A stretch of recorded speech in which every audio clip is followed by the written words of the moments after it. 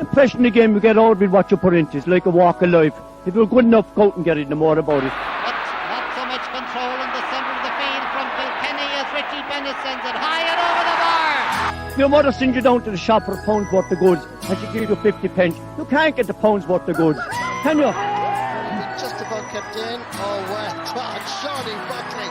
To do that to Tomas O'Shea, he deserves to score from here. One of the highlights of the Sunday game. Limerick went out there from the word go today. No more about it. They made all the running, that was it. Put the ball over the bar and the back of it, and that's it. No ifs, no buts. Is there much time left? We have a couple of injuries. Here comes Kieran Carey. Carey leading the charge of the right brigade. 45 metres out. He's a chance to score. He's put it high. There's no sympathy in this game for anybody.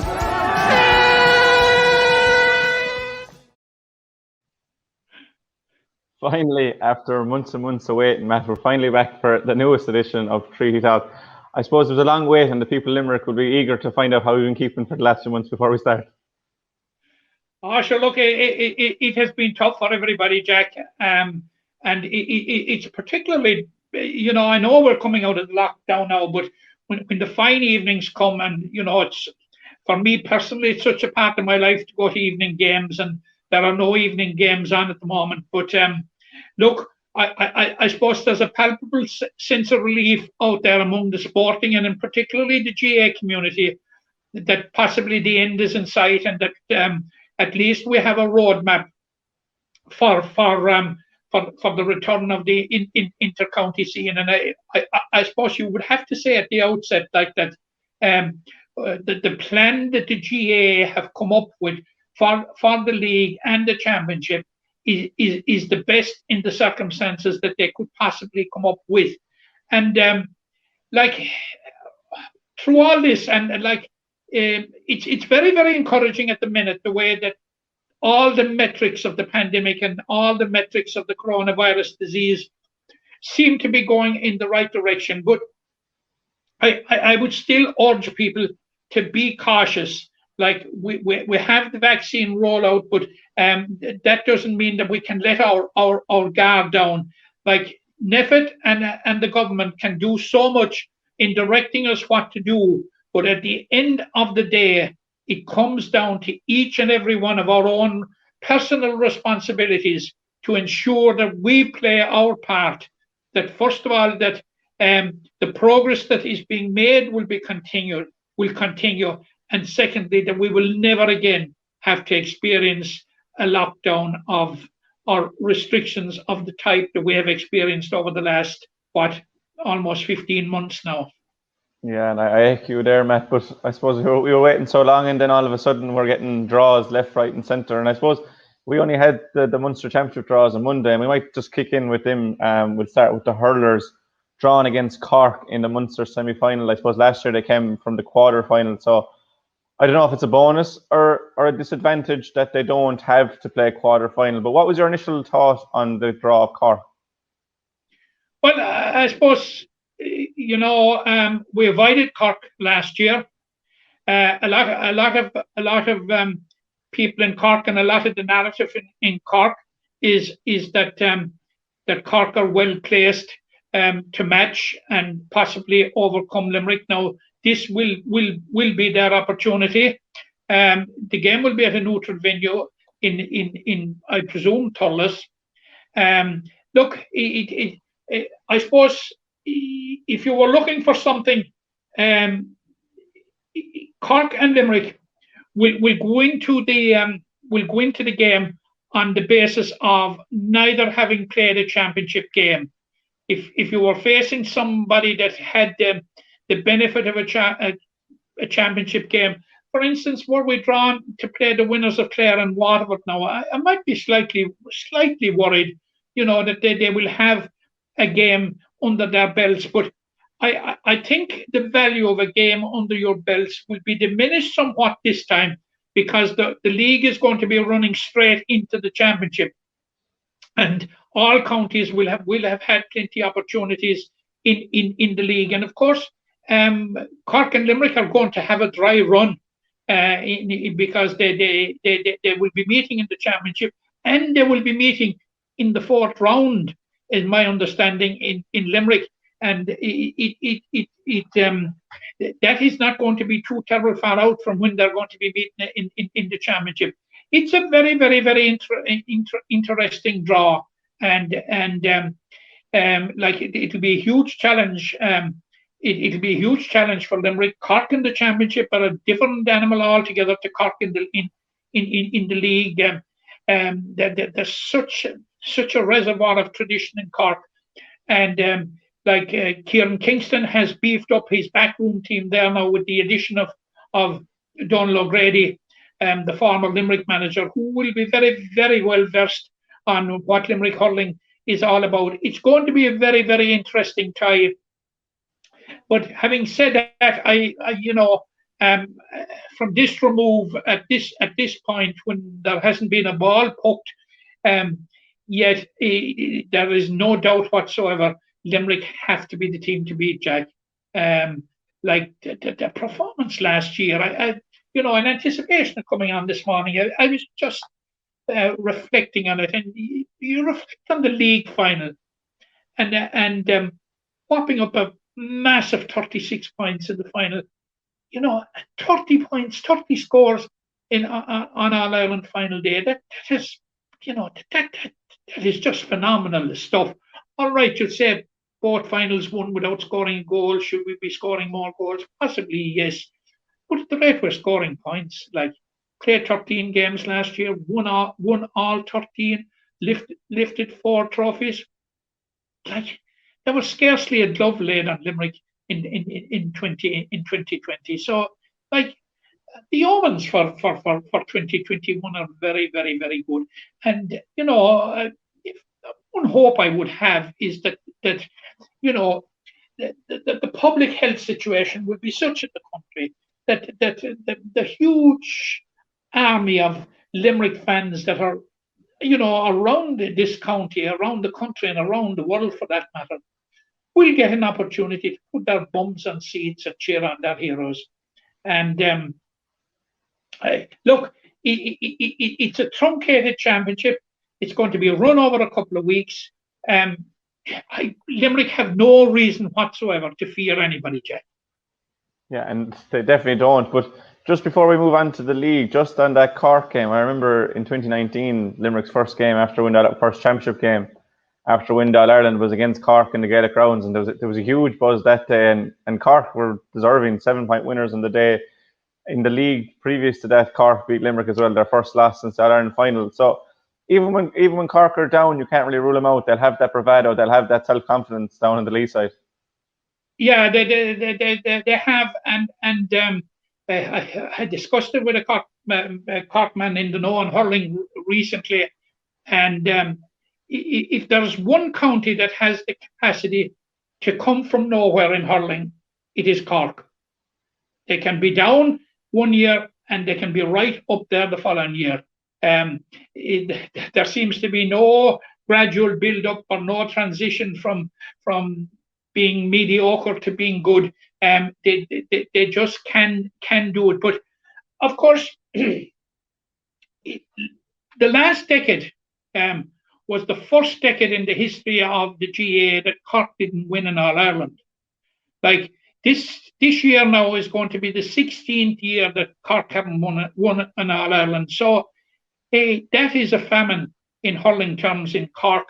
And it'll be very, very interesting. It'll be very, very interesting to see how Cork will shape up during the league campaign. They're going to be facing Waterford in the first round in Cork, and then the following weekend they'll be travelling to Tipperary. So they're going to have a kind of certainly a tough start to the league campaign. And of course, you remember that Waterford beat them in the Munster Championship last year, and it's hard to see if they can make that dramatic improvement, that they can bridge the gap, but they are Cork, and they have the history, they have the tradition of just coming from nowhere.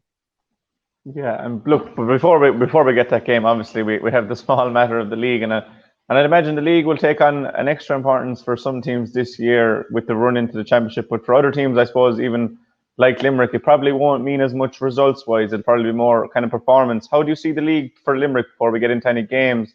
Considering they've won Yeah, back-to-back leagues and they've won 2 All-Irelands in 3 years, it's probably yeah. more of a building. It's more than it's more of a building. You're right, Jack. But having said that, as well as being a building process and a means to an end to the championship, that the league is now one where you have to get the momentum going to carry it into the championship, because the break isn't there. Like it's an inter-county season like last year, but both of them are inter-county seasons like no others. All right. In last year, you had only unfinished business in the league in that you had one game to play. But this is the first time that we're really seeing where you go straight from the league into the championship. And just by the way, on that one, Jack, I think if there has to be a criticism leveled at the proposals for the inter-county system roadmap that is planned, it's the fact that there is no league final. Yeah, definitely. Presently scheduled. I think it shouldn't be beyond the authorities in Croke Park to be able to find a date to play the league final. Like, I think it devalues and it demeans the competition.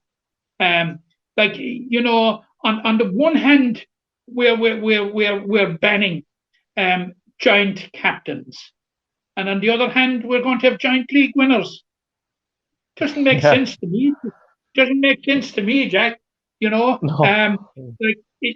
All right, there is the caveat there that were the teams to meet in what the two league, we'll say those the top group 1A and group 1B, were there to meet in the championship, then it would double up with the championship. Suppose that when they meet, it was the All-Ireland final. What are we going to have? A league All-Ireland final in Croke Park? I don't know, to be honest, Sean. It doesn't make sense to me. It isn't because it worked last year. The look of the draw and the randomness of the draw, whereby they had planned the same thing. It threw up Clare and Limerick in the first round. Ideal scenario. I'm not so sure about Croke Park and All-Ireland finding they're doubling up with the league, winner take all. I would hope that the GAA authorities would take a relook at that with a view to penciling in somewhere along the line the league final. Yeah, I suppose they're probably waiting to see who it is in a league final, and they could get. Well, I don't know how lucky it was that Limerick and Clare were drawn together last year. I'd say it was probably done on purpose. But look, we'll look past that for the time being. But hopefully, as you said, it would be. They seem to be wedded to this idea, Jack, of it being hoping that they'll meet in the championship. Yeah, well, look, it might play out like that. But before, again, we're getting way ahead of ourselves. What we do know is on May 8th, which is a fortnight from Saturday, which is mad to believe, we are going to have a game. Look, it's going to be behind closed doors, which is an awful pity for the Limerick faithful, who has, as you rightly said, 15 months now since we've got to a game. But we have Tip in the Gaelic grounds on May 8th. Look, hopefully that we'll be there and that someone will get to the game. But I'm sure it'll be on television. I don't know if the details of television have been announced. But that game, we have a game to look forward to. Limerick Tip in the Gaelic grounds in the first game of the league on a Saturday evening. In normal times, you'd have nearly a packed house in the Gaelic grounds. We won't this time. But I think Tipperary, as All-Ireland champions from 2019, will be disgusted with their 2020. And I'd say they'll be gunning for Limerick on May 8th. Of course, if Tipperary hadn't been champions since the year dot, they'd be gunning for Limerick anyway, because that's the sense of rivalry that's between the counties. Now, obviously, 2019 was a very, very, very disappointing year for Tipperary. And I suppose it's fair to say, and it's not undue criticism, that when you look at the decline in Tipperary's fortunes in 2020, I'd say they were in the main brought about by the fact that some of the long-serving key players hadn't quite stepped up to the mark. Certainly didn't step up anywhere near the levels that they reached in 2019. And I'm talking about Padraig Maher, Noel McGrath, Seamus Callanan, to a lesser extent Bonner Maher, maybe even Brendan Maher, although I would give him some slack in that he was involved with Borrisoleigh right up to the All-Ireland final, and it was a very, very long year. But these were the Tipperary influencers, and their level of influence certainly in 2020 appeared to have diminished considerably. And we didn't see, I have to say, we didn't see new leaders emerging on the Tipperary team. So it's very, very, very hard to know what to expect from Tipperary.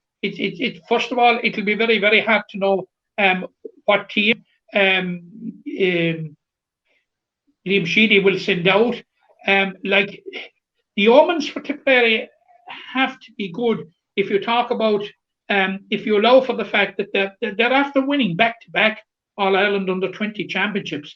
So there has to be a pool of very, very good players out there available to Tipperary.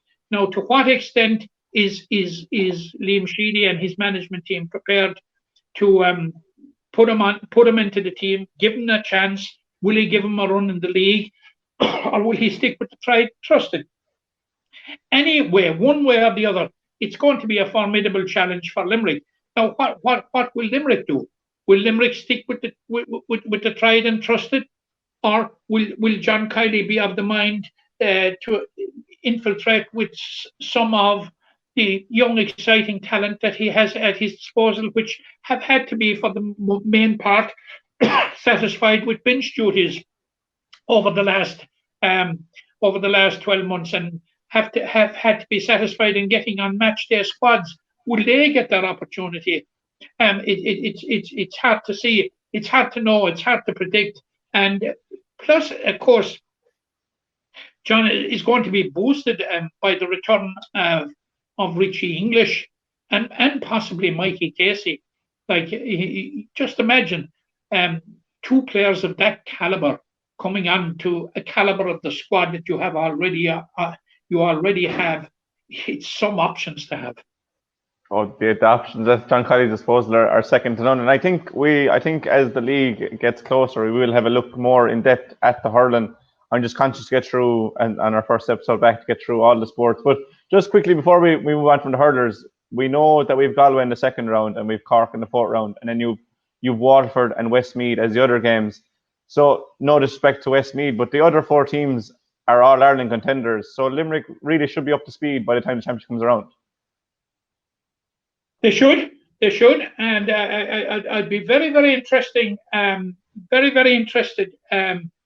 to see how the game with Galway will pan out, because from this remove, looking at it and taking a global view of it before the ball is booked in the league or championship, I would have Galway down as contenders for both. I think they were the one county that really put it up to Limerick last year. Like, in fairness, Clare didn't. If we talk about the championship, Waterford didn't in the Munster final, nor in the All-Ireland final.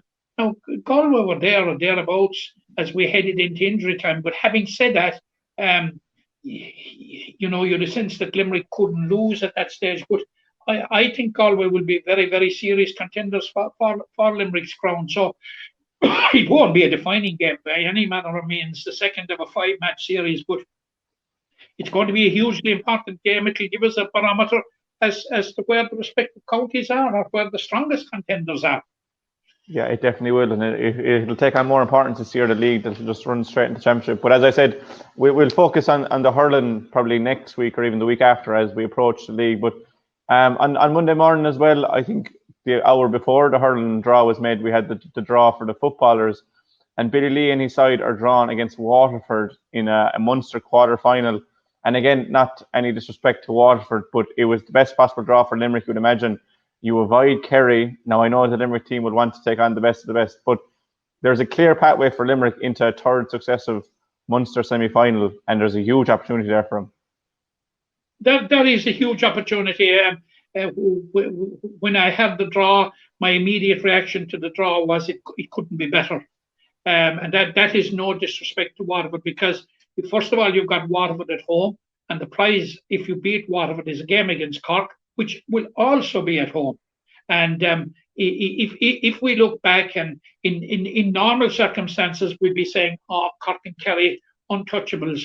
But all bets are off now since last year with what Tipperary achieved in the Munster final. So, like, Billy Lee will have his opportunity to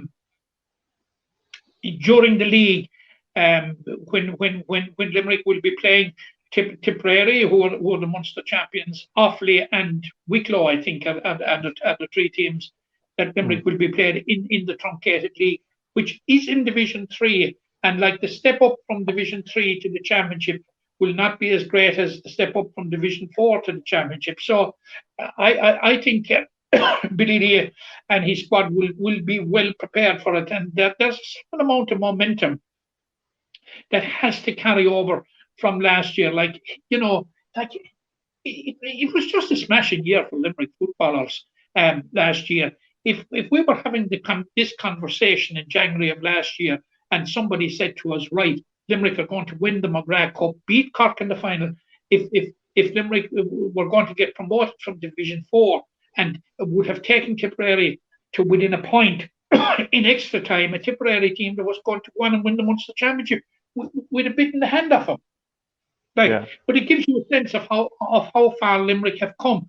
Now, the hope is that the long break now, on the 4-month break that we've had, or 5 months in the case of Limerick footballers, will not militate against them, and that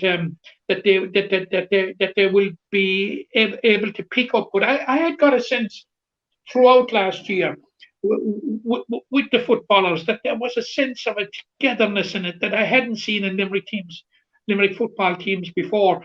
And Billy Lee has to take responsibility for that. He has brought them together, and he has molded them together. Excuse me, Jack, through very, very hard work.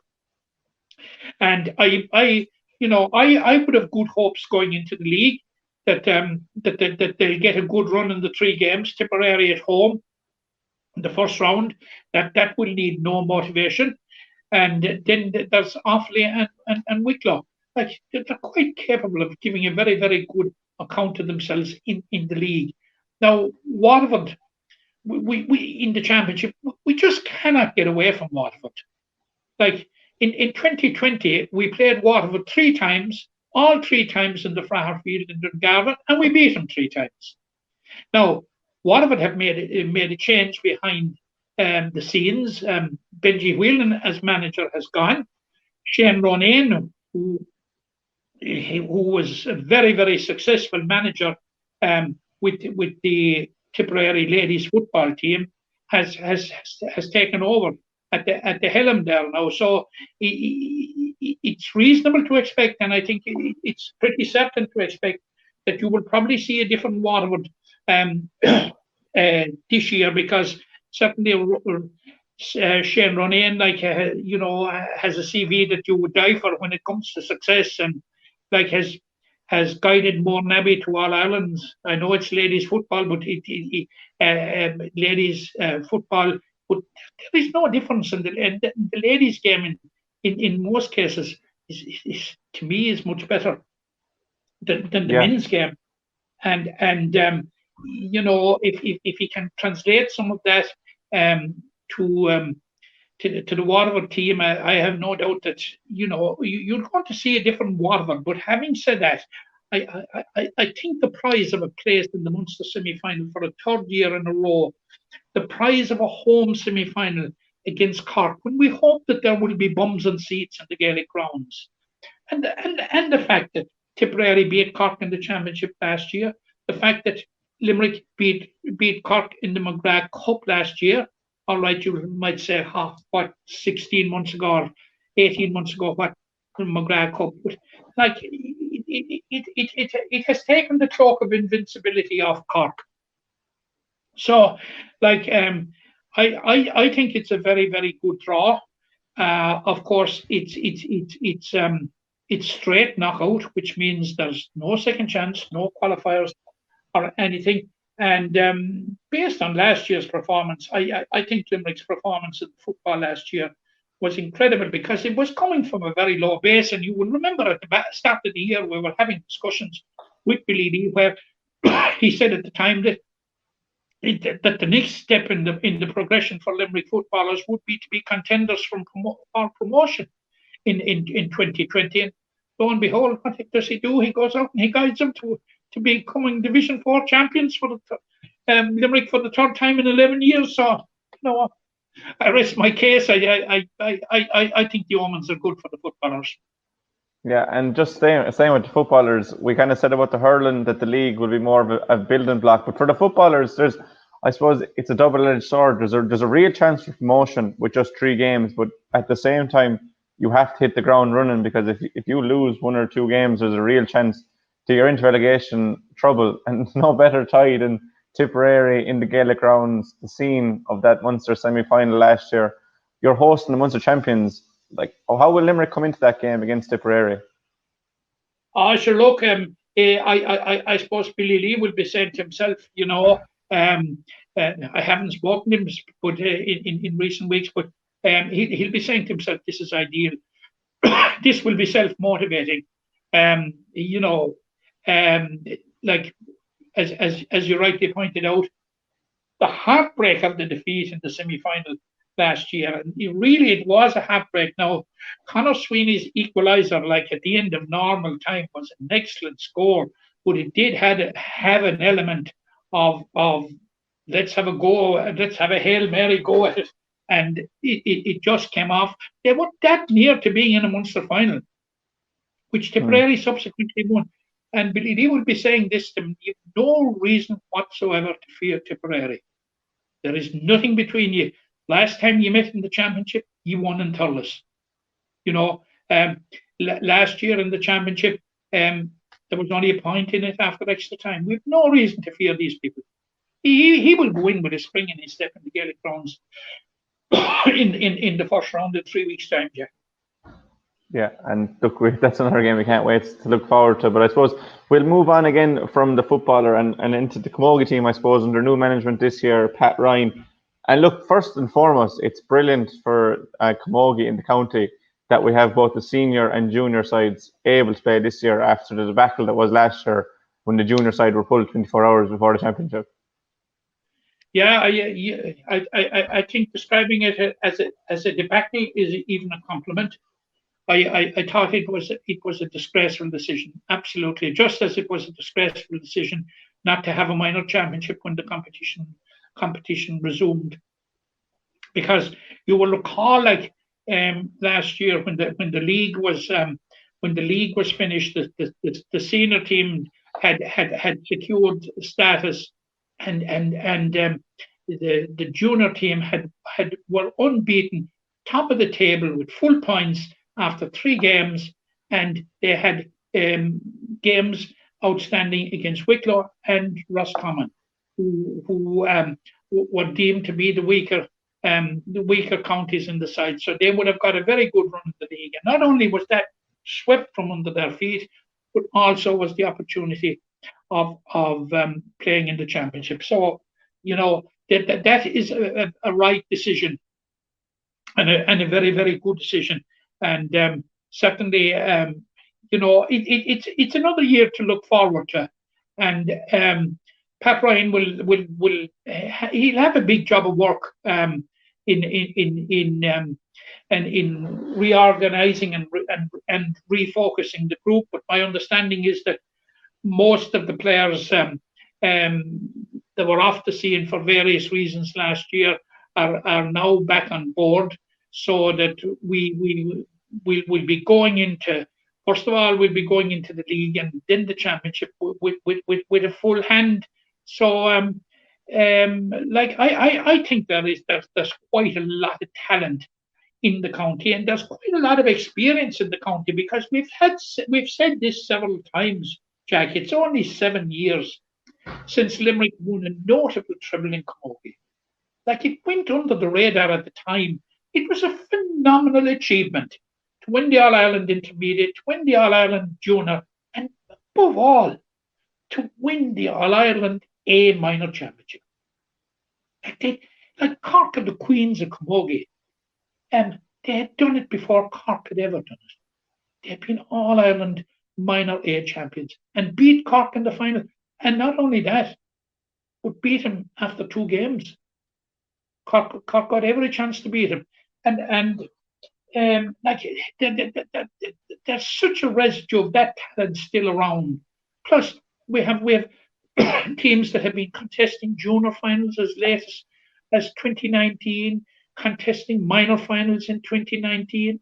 Like, there has to be a huge well of talent in this county, and it's just a matter of tapping.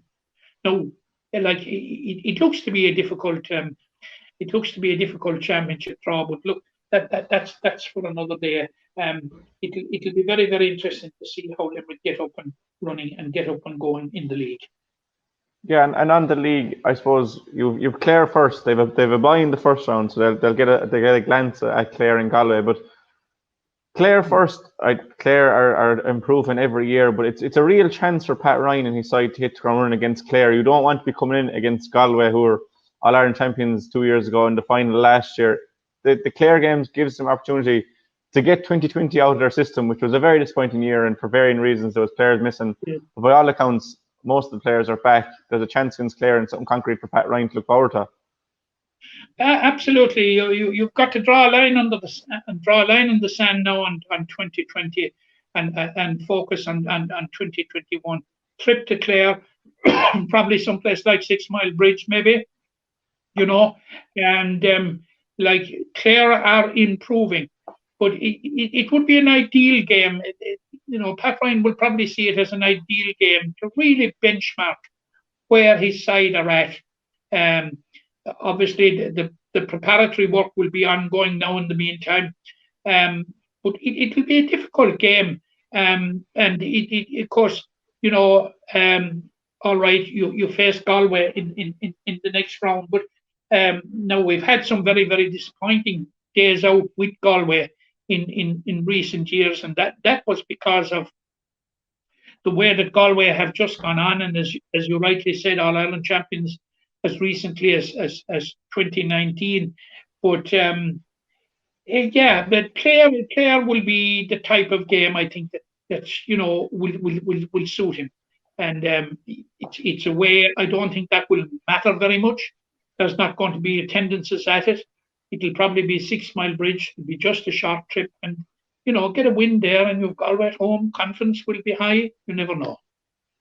Yeah, and I suppose confidence is a real thing for this year, especially that the league runs straight into the championship. So if you can build up a head of steam, you don't know what's ahead of you. But I suppose one thing that built up a head of steam was that junior Camogie side in 2019 getting to an Ireland final, and never really had the chance to push on last year. They're given the chance this year, so they have Clare at home the week before the senior team were out in action. Then they've Carlow, and then they've Waterford. But as we've seen from the underage teams, the junior team is generally a stepping stone. There's no reason why Limerick can't go one better than 2019 this year. There's no reason whatsoever. If from what I saw them obviously in 2019, and we broke Park that day, when they lost to Kerry, and I saw them in their very last game before the lockdown, and they haven't played since against Offaly. And there was quite a considerable change in personnel on the team. But in my view, the team had got stronger. And now, all right, I understand that the seniors and the juniors are going to be training together and working together.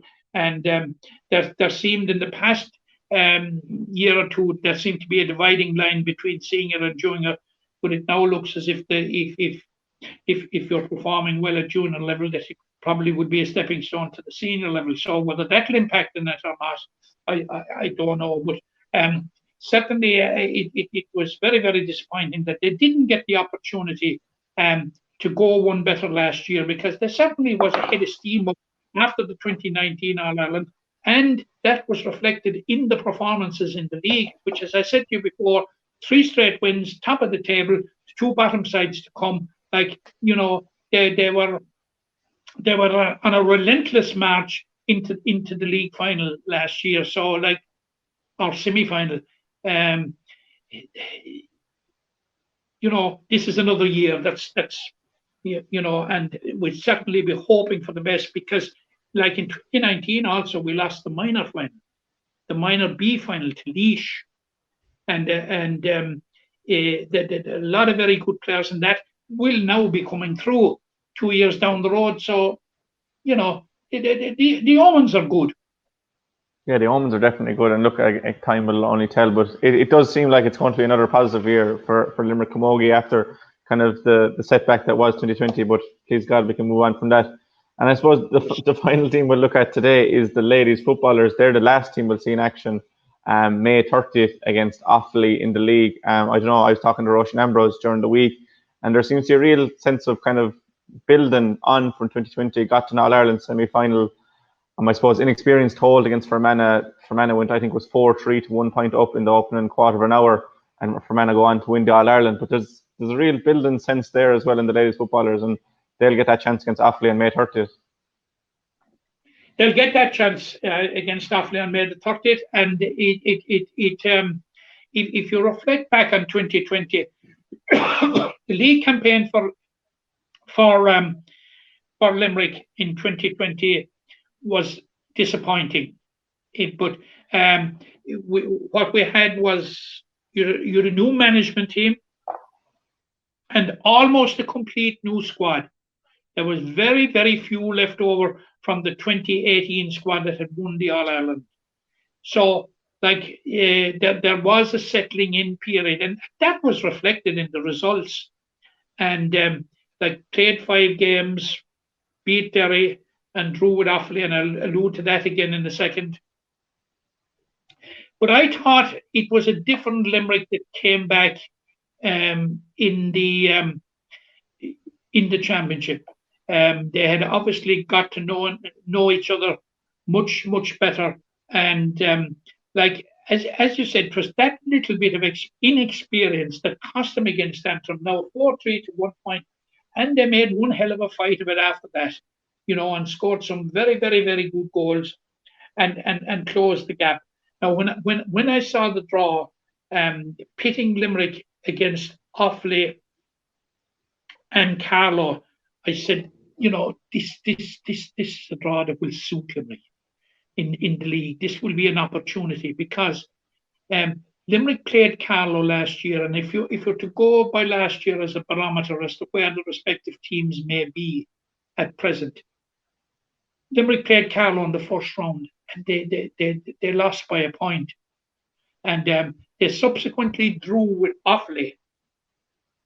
So you can see that it's going to be a very competitive group, Jack. It's going to be a tight, competitive group. If you take those metrics as being what to expect in this league, there's nothing between Carlow and Limerick. There's nothing between Offaly and Limerick. And those results were gained when Limerick were at really, really at a very, very transitional period. Very, very early in the reign of Donald Ryan and his new squad. They will have learned a lot since. They will have learned a lot from the Fermanagh match in the All-Ireland semi-final. And, you know, there's the old cliche that more often than not, you learn a lot more from losing than from winning.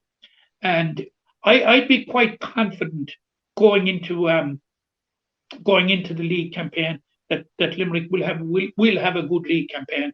I think it's very doable against Offaly and Carlow. And, you know, there's the old cliche that more often than not, you learn a lot more from losing than from winning. And I'd be quite confident going into the league campaign that Limerick will have a good league campaign. I think it's very doable against Offaly and Carlow. And I think it's very doable against Offaly and Carlow. as I said, judging mainly, and it's the only barometer we can go on, is last year's performances. Yeah, the signs definitely seem to be an upward trajectory for that team. As you said, very transitional last year. Again, they kick off their campaign on May 30th against Offaly, and then the following week they're out against Carlow.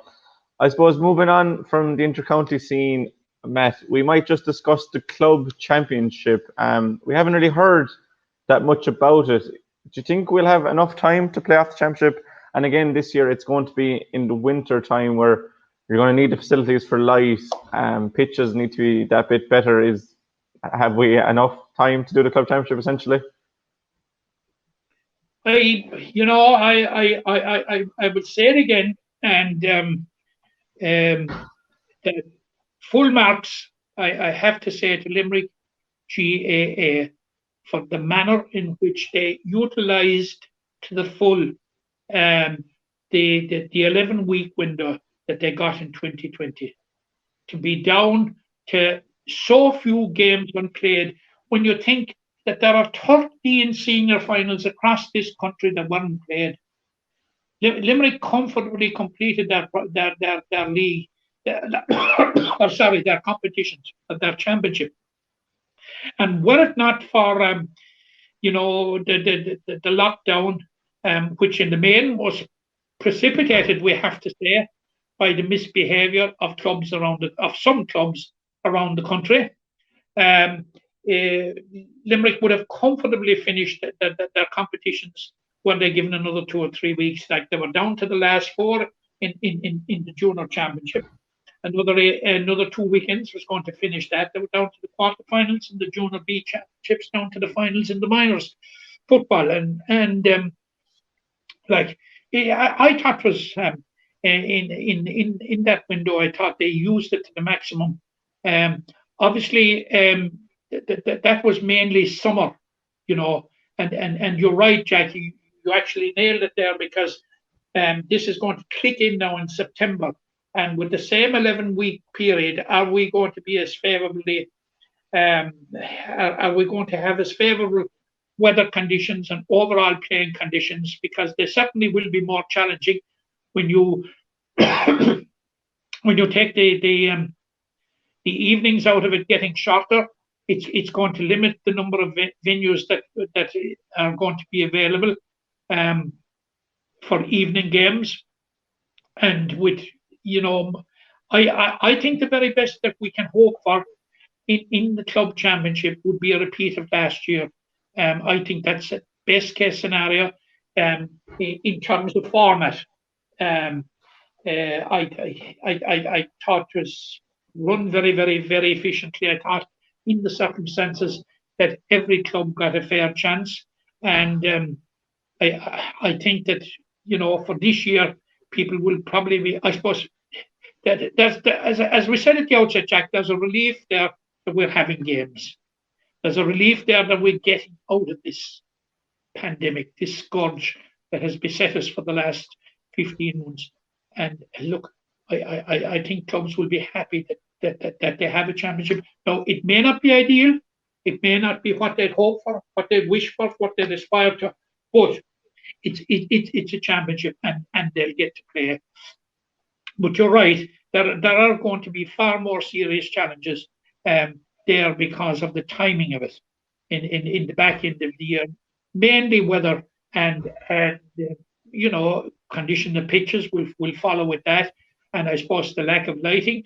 Even though Limerick, in that regard, are not doing too bad in that we have floodlit facilities in the Gaelic grounds, out in Mount Collins, out in St. Patrick's, Neville Park, out here in the south, in Garrispalan and in Staker Wallace. Like there's quite a bit around, but in terms of taking gates at these games at night, like that's going to prove challenging. But I'd be confident that Limerick GAA are going to rise to the challenge, Jack. They rose to the challenge in the aftermath of the 2018 All-Ireland final, when they got all their competitions finished, met Munster deadlines. They rose to the challenge last year when they got an 11-week window, and I'm sure that they're going to rise to the challenge again. Yeah, and if we got anything like last year's club championships, we'd be more than happy. They were, as you said, they were fantastically well run, and we got to see 90% of competitions finished. It's unfortunate they didn't all get finished, but look, we'll take it if we can get it. Before I go, Matt, I suppose for many it's water under the bridge at this stage, but just the whole idea of the Dublin footballers breaching the training rules, I'm not quite sure what their punishment was. I've heard that they'll play all their games away from home, but Croke Park is considered an away venue for the Dublin footballers. I just want to get your take on the reaction to it, and was it a sustainable or was it a sufficient, I suppose, ban that they were given that Dessie Farrell's gone for 12 weeks, or should it have been more for the 7 in a row chasing our Iron champions? They should have known better. Should it have been a stronger punishment? Absolutely. I become emotive about this, and especially when I compare it with the punishment that was handed out to Ronan McCarthy for his players going down to Youghal and kicking a football around there on the beach in breach of GAA rules. This Dublin crowd, this Dublin lot were in breach of both public health and GAA rules, and should get the most severest punishment that is available, even if it goes as far as suspension of Dublin. I think it's disgraceful, and I think what is furthermore disgraceful is the manner in which Dublin County Board tried to assert GAA authorities by imposing a penalty on Dessie Farrell, which they weren't entitled to do so. They had a preemptive strike. Like, they're giving the two fingers to us all. Like, this is the crowd that are financially advantaged, numerically advantaged, and they're not happy. And they've won 6 All-Irelands, and they have 6 All-Irelands in a row. And this was an organised session. 7 o'clock in the morning. We'll do it in the dead of the morning before mere mortals are up to see us. Thanks be to God there was somebody there to see him. I think that the most severe punishment should be imposed on Dublin and Monaghan. I think it's absolutely disgraceful. It's absolutely disgraceful. People couldn't go 5 kilometres, couldn't travel 5 kilometres to see members of their family. And these fellas conducting training sessions.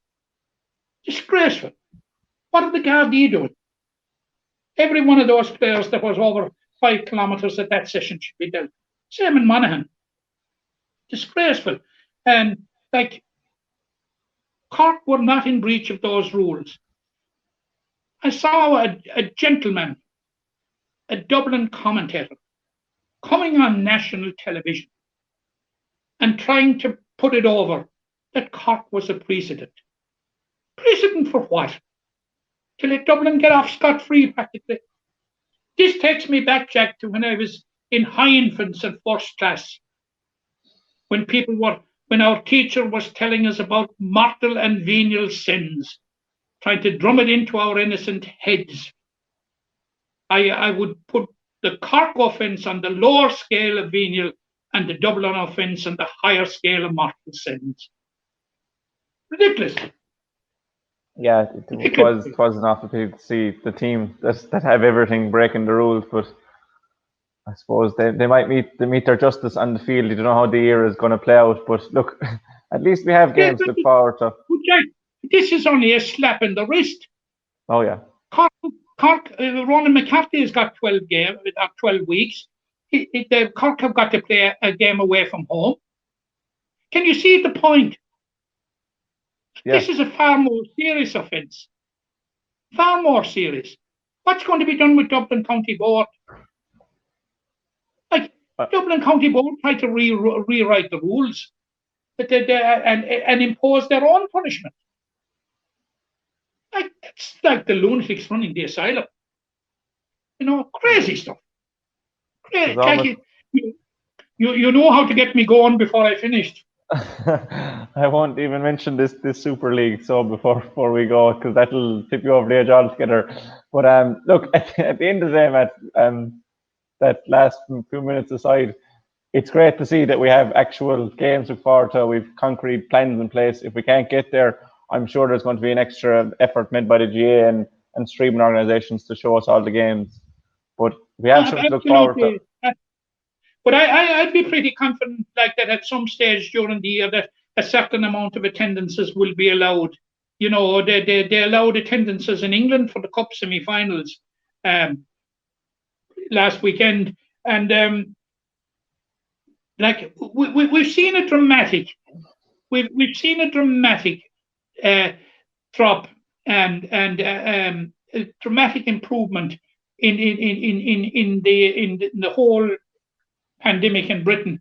And like, it's down to vaccination. It's down to the mass vaccination. Like, there's one day in the last week when they had 4 deaths in Britain, and this is from a high of 3,000 and 4,000 a day. Like, and like all the metrics here are good, but the only way to keep them good is in the hands of each and every one of us. Yeah. To ensure that we do our bit, and if people want to get back to watching games, stick with the guidelines, as unpalatable as they may be, but stick with them. We're getting out of it. I have had 1 dose of vaccination, and I'm looking forward to the second in 2 or 3 weeks time, and like that, there's a great sense of relief when you get it. Like the morning I got it in the Living Health in Mitchelstown, there was a buzz there. The same buzzing wouldn't be at a wedding. You know, it was a sense of occasion. It was fantastic. It was Liberation Day kind of sort of stuff, you know. But as I say, it's up to each and every one of us to ensure that we play our part. If we play our part, stick with the guidelines, stick with what we've been told to do, we're all going to get out of it together. And we're going to have happy days. We're going to have crowds. We'll be enjoying the Limerick hurlers and Limerick footballers and Limerick Camogie and Limerick ladies football and all the rest of them, and the Corks and the Tipperaries and the Kerrys of this world. I deliberately omitted Dublin, but that's beside the point. And I think it's a fitting way to finish up, Matt. I couldn't say it better myself. But look, we're back. Tree Talk is back. We've games to look forward to. We'll be back next week, definitely, for more chat. I'm something could happen in the meantime, but it most likely will be about the hurlers. They'll only be a week out from the league, and we'll be that bit close to normality. But thanks to you, Matt, again for today, and we'll see you soon. Thanks, Jack. The question again, we get out with what you put into. It's like a walk of life. If you're good enough, go out and get it, no more about it. Not so much control in the centre of the field from Kilkenny as Richie Bennett sends it high and over the bar. Your mother sends you down to the shop for a pound's worth of goods, and she gives you 50 pence. You can't get the pound's worth of goods, can you? Just about kept in. Oh, well done, Johnny Buckley. To do that to Tommaso Sheahy, he deserves to score from here. One of the highlights of the Sunday game. Limerick went out there from the workout today. No more about it. They made all the running, that was it. Put the ball over the bar and the back of it, and that's it. No ifs, no buts. Is there much time left? We have a couple of injuries. Here comes Kieran Carey. Carey leading the charge of the right brigade. 45 metres out. He's a chance to score. He's put it high. He's put it over. There's no sympathy in this game for anybody.